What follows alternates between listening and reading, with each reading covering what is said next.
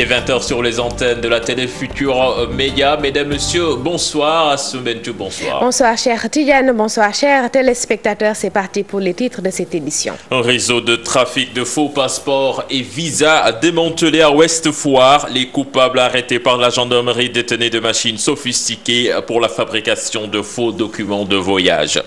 La justice a été dite dans l'affaire des deux jeunes condamnés de Colobane. C'est le garde des Sceaux, ministre de la Justice, qui parle ainsi. Maître Sidiki Kaba conseille au collectif de Colobane d'interjeter appel s'il n'est pas satisfait. Hissène Habré jugé devant un tribunal spécial pour crimes contre l'humanité, crimes de guerre et torture. L'ordonnance qui renvoie l'inculpé devant ce tribunal a été rendue ce vendredi. En sport, l'actualité marquée par l'entrée en matière des clubs sénégalais engagés en Afrique. Pendant ce temps, le comité d'organisation du championnat d'Afrique des juniors lance un appel à la mobilisation à moins d'un mois du démarrage de la compétition. Et puis en fin d'édition, à suivre le dossier culture du vendredi qui s'intéresse aujourd'hui à la salsa, une musique mélangée parfois à la sauce mbalax bien de chez nous au Sénégal. Voilà le sommaire de ce journal. Tout de suite, le développement.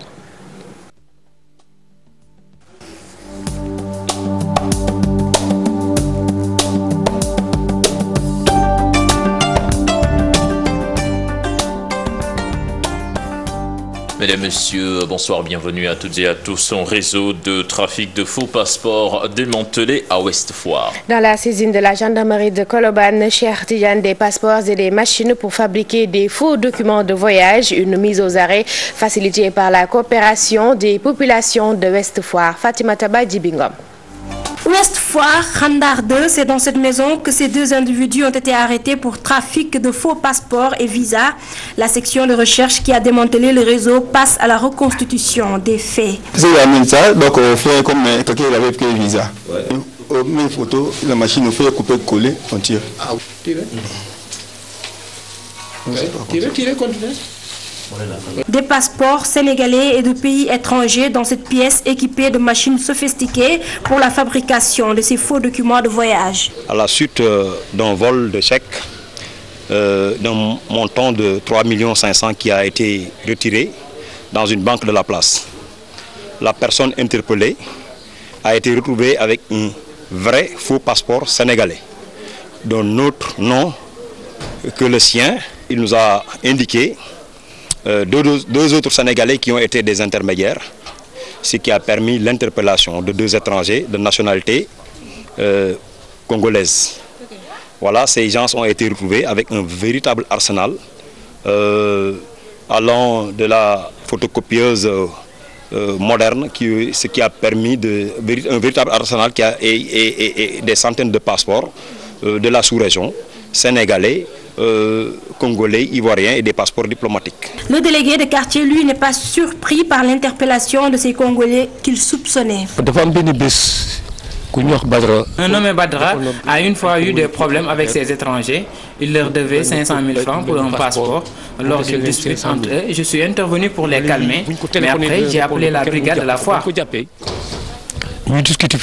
Le commandant Sarr et ses hommes vont poursuivre l'enquête en collaboration avec le bureau des passeports. On est en étroite collaboration avec la direction des passeports pour voir à quel niveau on peut agir ensemble pour faire cesser ces infractions. La section de recherche de la gendarmerie de Colobane vient de réussir un autre coup après le démantèlement d'un réseau de trafiquants de permis de conduire. Les populations sont appelées à collaborer dans la traque des malfaiteurs. Fatima Taba, justice toujours, condamnation des jeunes de Colobane, l'avis du ministre de la Justice. Oui, sous la justice a été dite sur cette affaire. Selon Maître Sidiki Kaba, les voies de recours sont là quand on n'est pas satisfait. Le garde des Sceaux s'est également prononcé sur l'affaire Karim Wade. Salimata Aoussek Mohamedien pour plus de détails. Après la marche des jeunes de Colobane, le ministre de la Justice, Sidiki Kaba, affirme que c'est le droit qui a été dit. Une enquête a lieu.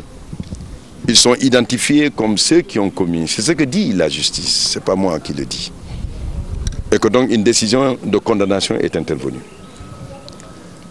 Ce n'est pas que je puisse changer moi lors de la décision.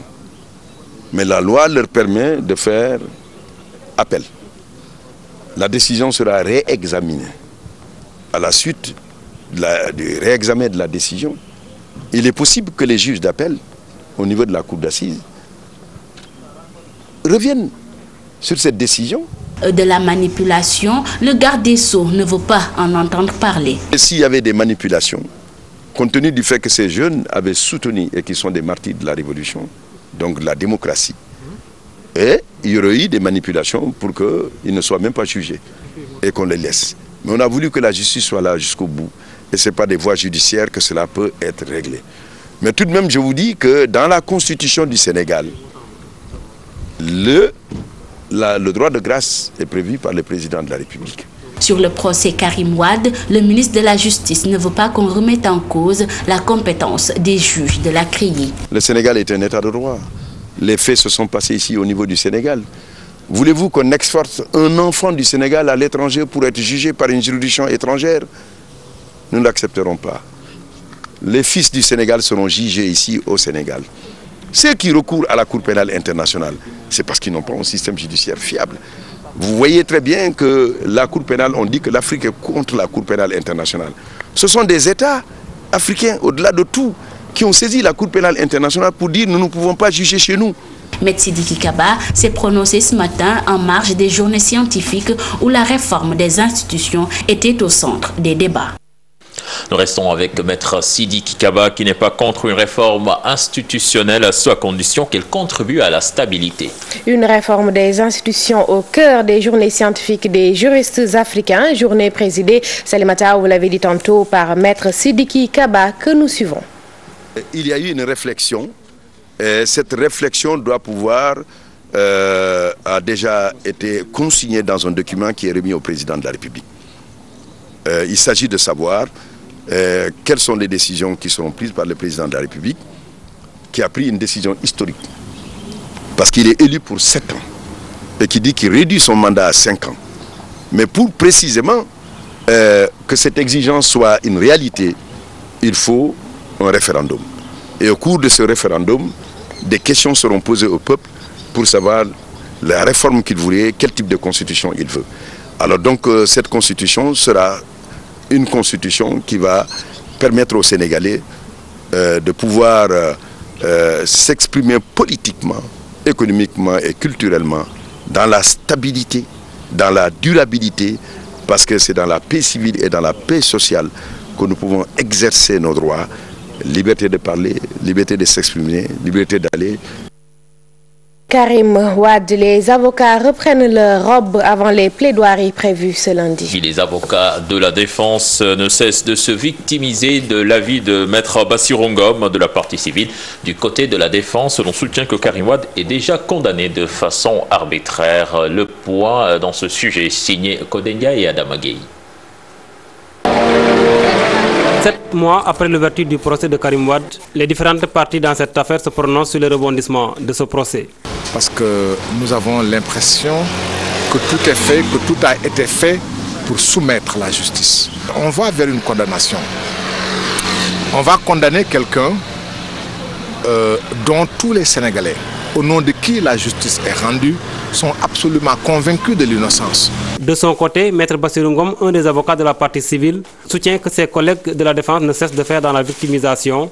Selon lui, leur méthode consiste à jeter le discrédit sur les juges de la CREI. Les délinquants financiers, les grands délinquants, la grande criminalité internationale ont toujours le même système de défense qui consiste à se victimiser, qui consiste à discréditer les juges qui sont chargés de les juger et à discréditer la justice du pays qui est chargé de les juger.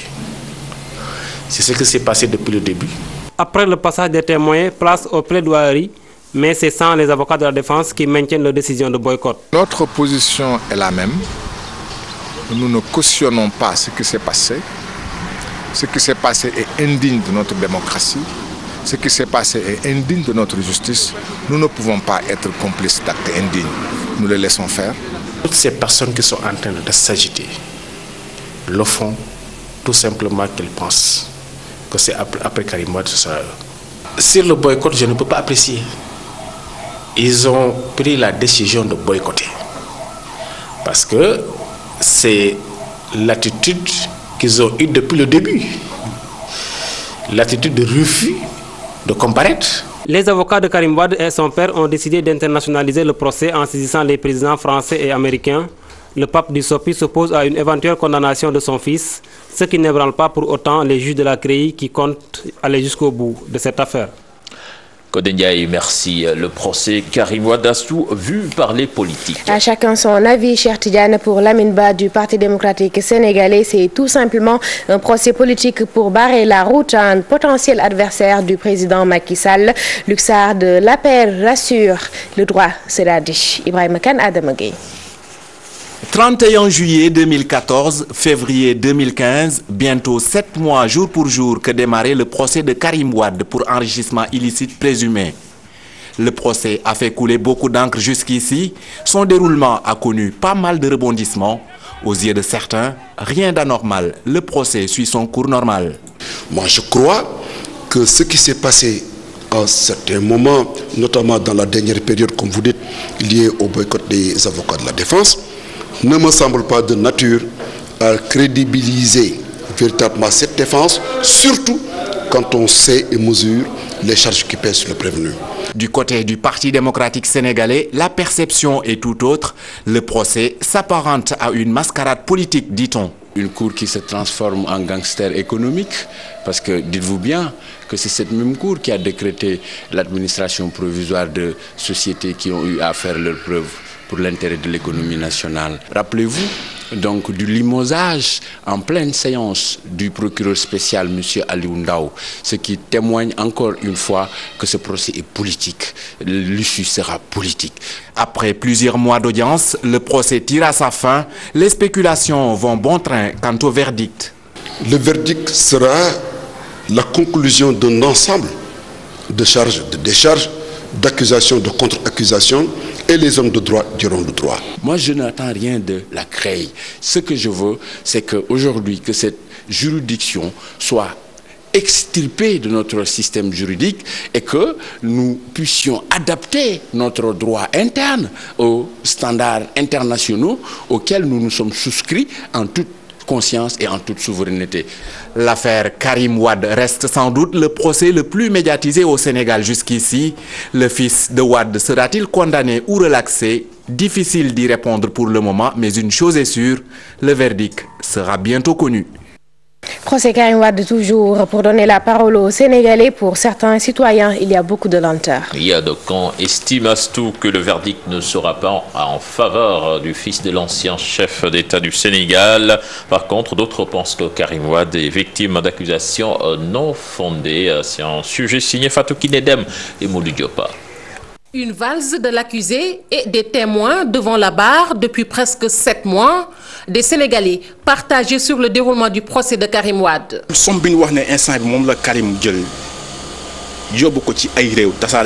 L'argent supposé placé dans les banques est énorme, donc le procès pourrait tirer en longueur. Les témoins,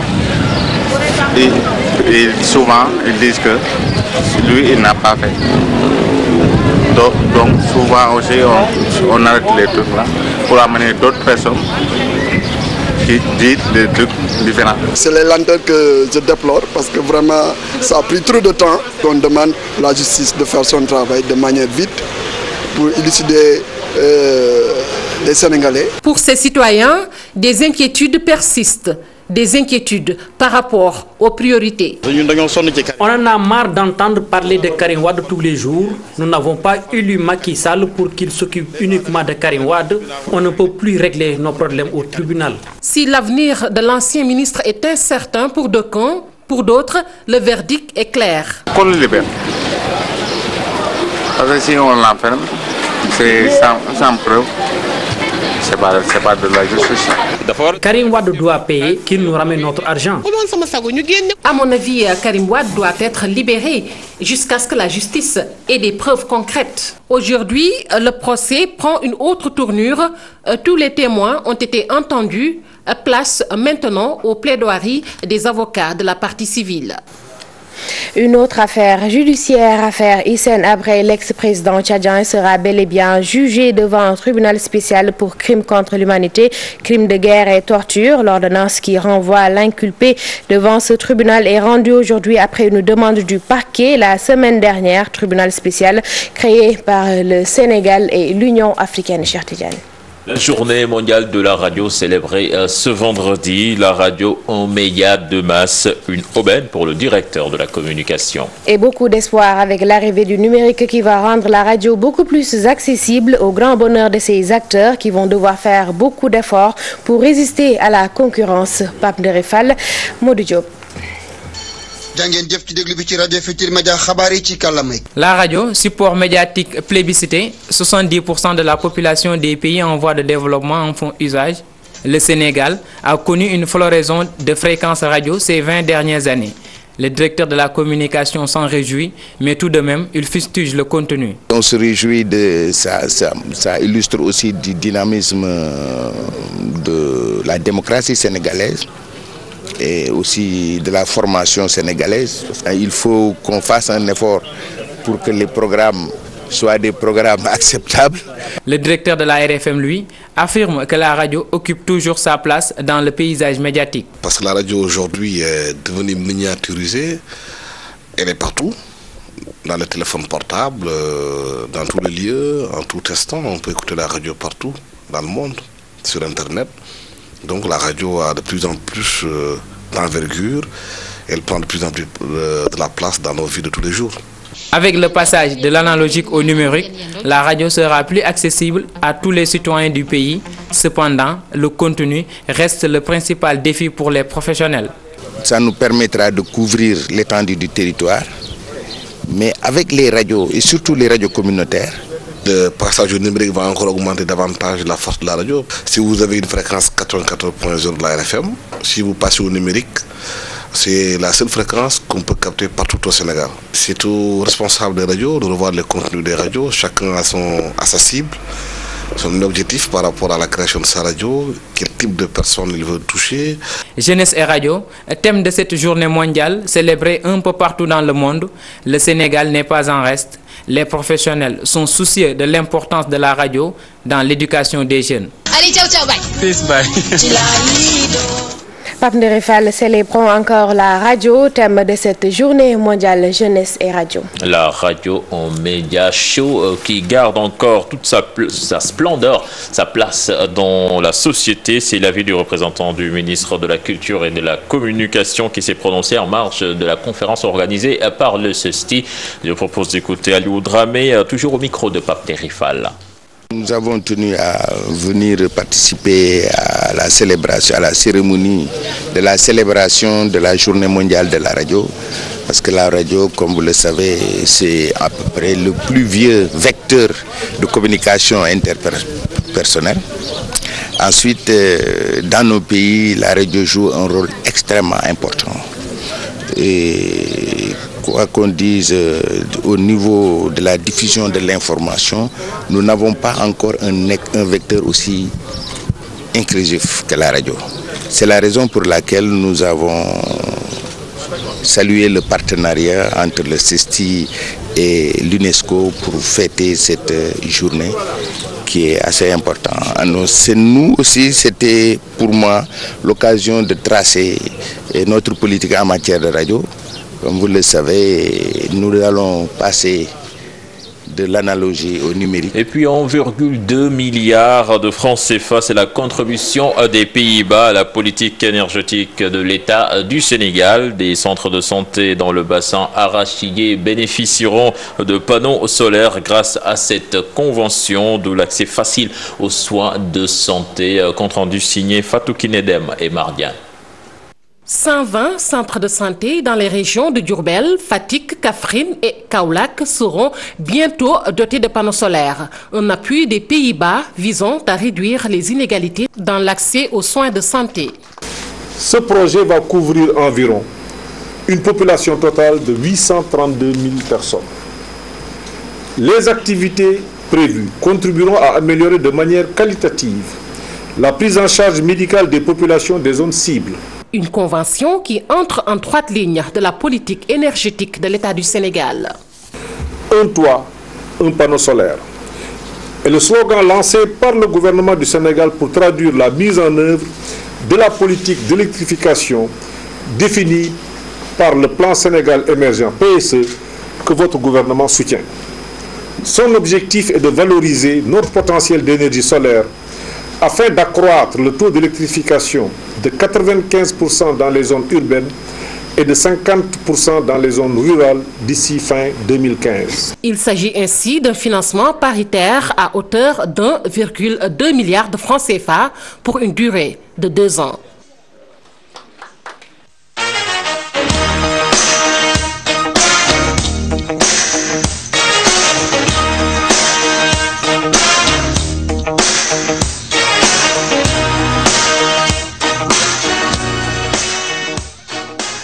La page des sports que nous démarrons avec du football. Le championnat d'Afrique junior, c'est du 8 au 22 mars. Le comité d'organisation bien avancé dans les préparations. Maintenant reste, cher Tidiane, la mobilisation des supporters pour un CHAN réussi au pays de la Teranga. Le comité d'organisation était en conférence de presse aujourd'hui. Compte rendu Fatou Bintou Konte, Younous Diatta.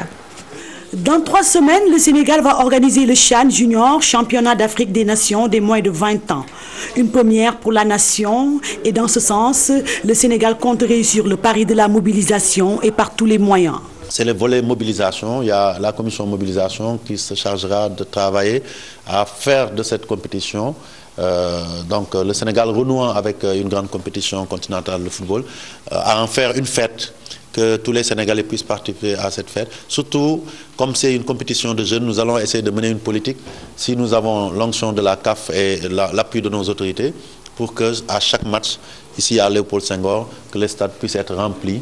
Avec ce CHAN des juniors, le Sénégal renoue avec les compétitions continentales. Des infrastructures sportives de haut niveau ont été mises en place à Dakar, des stades prêts pour les matchs. Seul celui de Caroline Faye d'Ombourg présente quelques couacs avec les gradins. Les autres aspects aussi auxquels on a parlé, c'est l'aspect des infrastructures. Vous avez dû suivre hier déjà, le président de la commission des infrastructures a fait une visite de tous les stades et de compétition et d'entraînement toute la journée d'hier pour voir l'état des lieux. Et même si on constate que pour Dakar, nous n'avons pas tellement de soucis parce que le stade Léopold Senghor a des dimensions et en tout cas un état acceptable qui permettent d'accueillir même des compétitions de plus grande envergure. Il n'en est pas même pour Mbourg, qui était un petit stade qui avait nécessité des travaux. Le Sénégal s'est donné comme objectif d'atteindre les demi-finales. Cela est possible selon Maître Augustin Senghor, qui a fait savoir que l'équipe s'est bien entraînée. Très souvent, comme le tournoi UEMOA 2013, on a envoyé l'équipe donc U20. Et d'ailleurs, ils avaient pu arriver en finale. Ils ont joué un autre tournoi aussi en Libye, dans le cadre de l'Union zonale de l'Afrique du Nord. Donc, et ils sont allés là-bas, ils ont gagné le tournoi. Avec un budget de 1,6 milliard de francs CFA pour l'organisation de cette grande compétition, la Fédération sénégalaise de football compte sur l'appui de l'État, mais aussi des sponsors.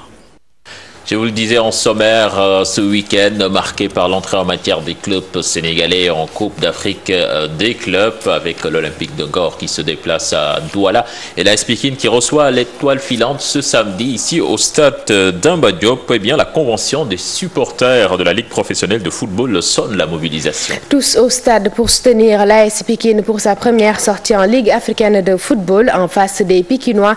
L'étoile filante de Ouagadougou ce samedi 17h au stade Demba Diop. Mapenda Faye est le président de la convention des supporters. Il est au micro de Mamadou Ndiaye. Pour lancer un appel à tous les comités de supporters du Sénégal. La convention s'est déjà réunie pour organiser une mobilisation, une animation. Donc je pense que toutes les équipes de la convention et tous les clubs du Sénégal, parce que le football n'est pas que le football professionnel au Sénégal, c'est le football amateur, et que l'AS Pikine représente le Sénégal. Donc c'est tout le monde du football qui doit être derrière l'AS Pikine pour pousser l'AS Pikine à au moins passer cette étape-là, parce que depuis un certain temps, toutes nos équipes sont éliminées en phase préliminaire, et que je pense que cette année-ci, l'AS Pikine va relever le défi. L'AS Pikine, je pense, va passer pour ce tour-là, Inch'Allah, parce qu'avec la mobilisation et l'animation qu'il y aura ici samedi, je ne pense pas qu'une équipe puisse résister à cela. 7 et 8 mars, Saint-Louis accueille le 17e tournoi international de judo. Avec un budget prévisionnel de 50 millions de francs CFA pour réussir cette 9e édition. Un budget pas encore bouclé. 9 pays ont confirmé leur participation. Le comité d'organisation a fait face à la presse ce matin. Compte rendu signé Maïmouna Ndiaye et Modou Diop. 50 millions de francs CFA mobilisés pour la 17e édition du tournoi international de judo de Saint-Louis. Les organisateurs promettent. Comme à l'accoutumée, cet événement est toujours inscrit dans l'agenda du calendrier international de la Fédération internationale de judo et de l'Union africaine de judo, grâce au défunt Ababacar Fall Mbaye Boye. Notre objectif est de réussir ce tournoi comme les années précédentes. Et nous sommes face à des contraintes budgétaires. Nous devons au moins mobiliser 50 millions de francs.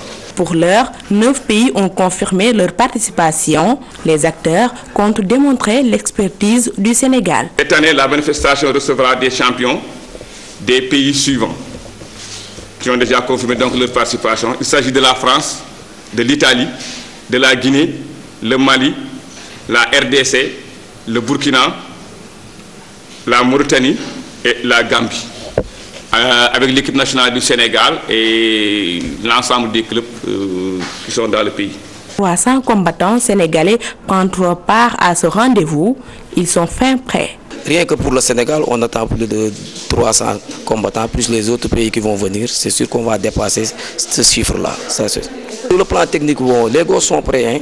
Au niveau de Saint-Louis, ils sont prêts. Comme je l'ai dit tout de suite, on a même l'apport de Cheikh Oumar Fall, qui est un grand champion, le fils de Mbaye Boye, qui est passé par mes mains. Moi, je le connais. Il a quitté l'Europe uniquement pour venir renforcer sur le plan technique. 2 ans après la mort de Mbaye Boye, Fédération de judo, champions et acteurs encore réunis pour faire briller le judo, mais le sponsoring demeure toujours un problème pour cette discipline.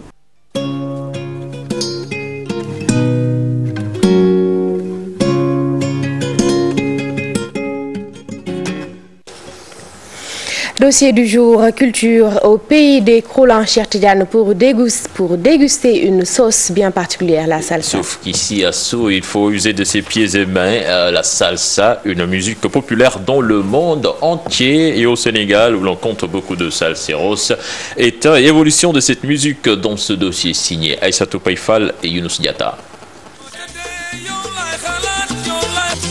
La salsa, une danse, une musique aux différents styles. D'origine cubaine, elle est largement appréciée au Sénégal. Pape Fall, chef d'orchestre d'African Salsa, se rappelle de ses débuts de salsero. Nous n'avions pas d'instrument moderne avant. Nous utilisions une bassine pleine d'eau et l'on déposait une calebasse au-dessus. Et nous avions notre tumba. On prenait aussi une boîte de café vide, on y insérait des pierres. Ainsi, nous avions tous les instruments dont nous avions besoin. Le mbalar était bien présent dans la musique salsa avant et on ne nous interdisait pas de chanter en wolof. Ibra Kassé nous demandait de le faire. Nous chantions aussi en espagnol.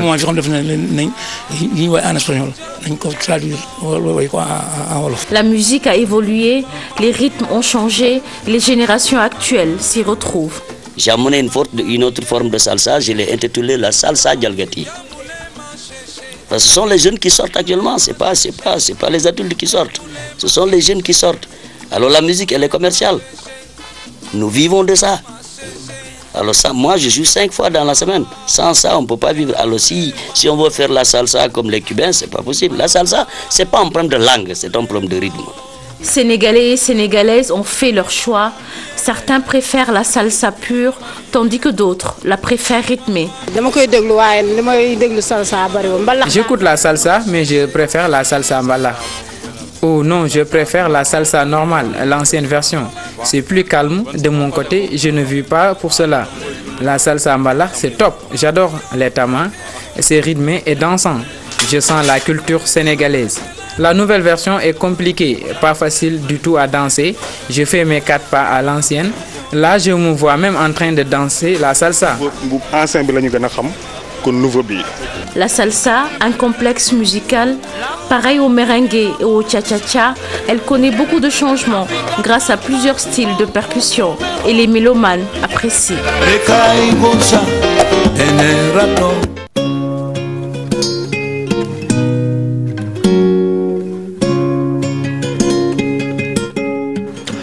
C'est la fin de ce journal. Sebentu, merci. Merci beaucoup, cher Tidiane. Merci à vous et très bon week-end. Bon week-end à toi également. Prochain rendez-vous pour l'information, ce sera à 0h avec le tout en images. Excellente suite de programme. Au revoir.